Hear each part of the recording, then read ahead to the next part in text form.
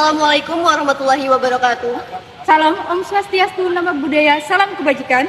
Tabe selamat lingundalatai, salam saujud karende malimpang. Adil katalino, bacuramin, kasaruga, basengat, kajubata. Arus, arus, arus. Perkenalkan, saya Anissa Gitari dari Prodi Bimbingan dan Konseling. Rekan saya Intan Dewi Sinta. Saya Mutia Rahman. Kami dari kelompok 1. Kami di sini akan menceritakan sejarah perkembangan bahasa Indonesia. Teman-teman, pada tahu nggak sih, bahasa Indonesia yang kita gunakan sehari-hari memiliki sejarahnya tersendiri loh. Pada penasaran? Yuk ikutin aku. Halo teman-teman. Hai.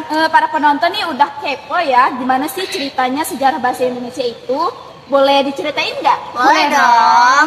Nah, jadi teman-teman, bahasa Indonesia itu mempunyai sejarah yang jauh lebih panjang dari Republik ini. Bahasa Indonesia juga telah dinyatakan sebagai bahasa nasional pada tahun 1928. Nah, pada abad ke-7, bahasa Indonesia itu lahir dari bahasa Melayu yang dibuktikan dari prasasti Raja-Raja Sriwijaya.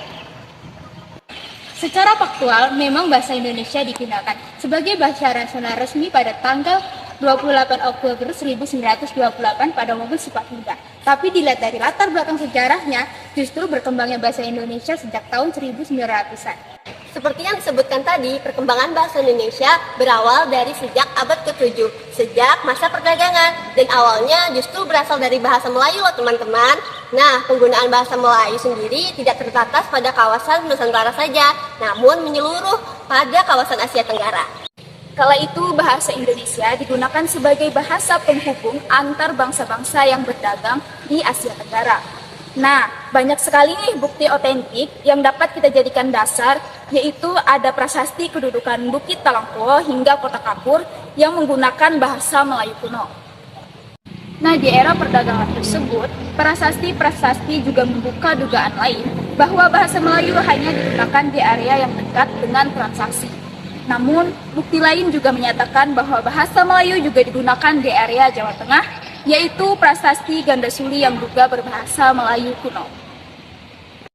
Sejarah bahasa Indonesia, jika disemak lebih jauh, memiliki warna yang beragam. Interaksi ini secara langsung juga berpengaruh pada perkembangan kebudayaan di Indonesia. Seiring perkembangan zaman, masyarakat di berbagai belahan Nusantara juga berinteraksi dengan bahasa dan kebudayaan lain.